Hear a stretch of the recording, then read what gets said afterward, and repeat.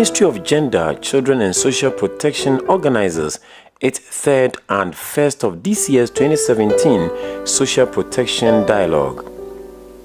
Over the past few years, the ministry has used these dialogues as a way of bringing together various players in the social protection field, stakeholders and beneficiaries who are given the opportunity to share experiences and how to strengthen the implementation of various social protection interventions. It is my pleasure to welcome all of you to the first Social Protection Dialogue for this year, and the first to be hosted by the Honorable Otiko Afisa Jaba.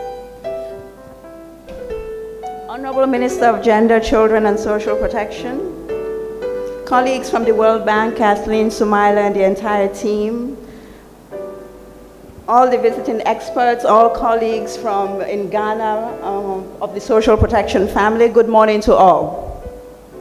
It is always a pleasure for UNICEF to be part of these dialogues and myself as well to be part of these dialogues.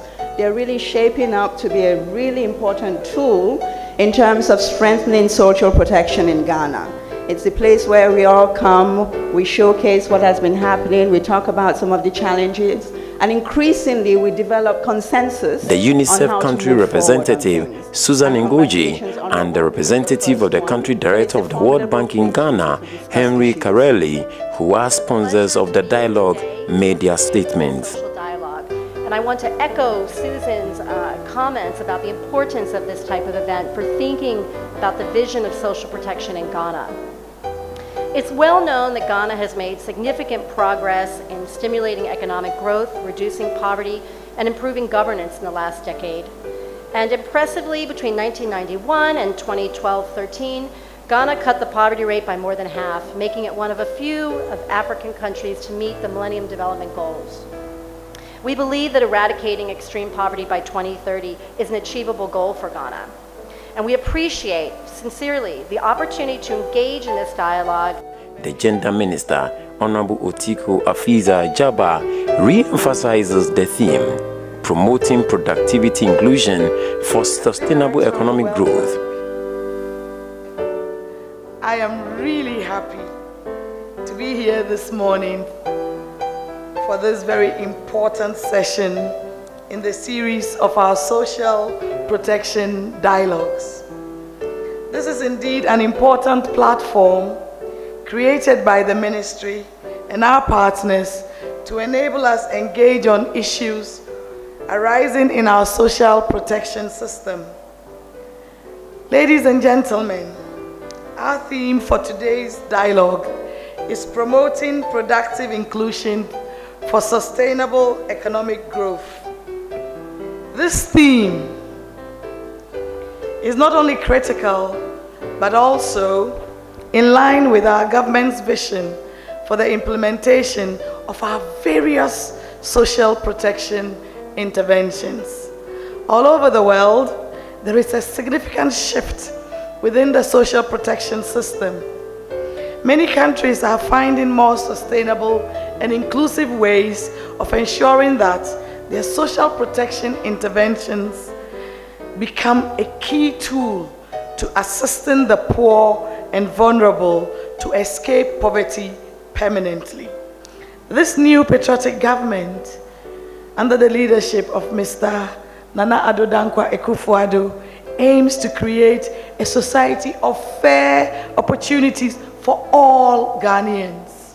We leave nobody out. We will help create a fair and inclusive society which ensures that all citizens, I repeat, all citizens, share in Ghana's wealth and prosperity. The theme for today's dialogue, which is promoting productive inclusion for sustainable economic growth, is very dear to my heart because I myself experienced childhood poverty. I therefore look forward to a fruitful deliberation today. I am sure that by the time we leave here, we would have identified practical and results-oriented strategies that would go a long way to achieve the objectives of this meeting and positively change the lives of the poor and the vulnerable whom we serve. I wish that all the beneficiaries, and when we expand, would all embrace this and use these opportunities to make a difference in your lives. It's not everybody who has the opportunity to be a beneficiary. So you are our role models, and I expect you to champion the cause of LEAP, to ensure that your homes, your children, your families truly benefit from what you're doing. I'm very privileged to be a part of this program. Thank you so much. Another warm round of applause then. Thank you very much, Honorable Minister. Some beneficiaries of Ghana's social protection interventions gave their experiences. He was a farmer and he used to roast meat in his village market, and he gathered some good amount and married his wife. And then some time later, he started experiencing some sight problems and spent almost all the money he had on his sight, and eventually still lost his sight. So somebody recommended that he should go to social welfare for some support. He went to social welfare, and then they took him to a rehabilitation center in Bolga, where he learned how to weave doormats and then the chairs with the metal frames.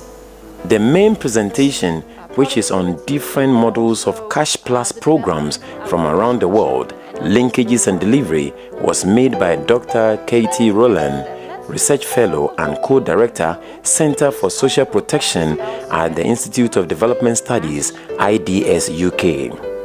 And what we mean when we use the term Cash Plus or social protection with linkages. I would then like to highlight two examples or experiences from other countries in Africa where they have tried to implement additional components to cash transfers, to then talk about how we can go about making this happen. And finally, I would like to ask some questions about where next for Ghana, and maybe set us up for a very inspiring discussion later. The main panel discussion, or the dialogue, which was facilitated by Dr. Esther Ofe-Abuaji, brought together Dr. Rowland of the Institute of Development Studies UK, Philippe Lemay, Chief of Party, Resiliency in Northern Ghana Project, Jibodi Akweponu, Programs Manager, Livelihood Empowerment Against Poverty, and finally, Diametu, Capacity Building Specialist at Ghana's Social Opportunity Project. Very positive note. I want to thank all my panelists very much. Give yourselves a warm round of applause.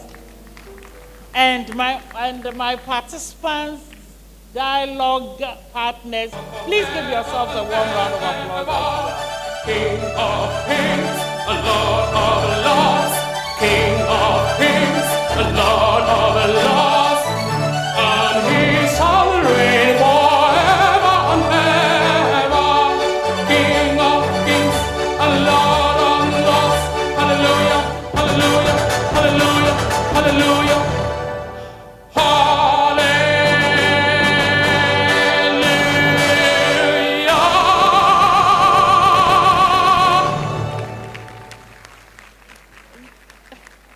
Thank you very much, Mr. Adakwe.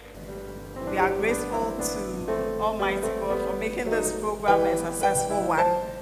We want to thank our traditional leaders, Nime Name. Thank you so very much. You always respond to our call, and we are very grateful.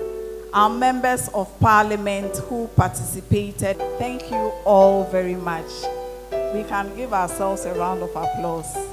Thank you.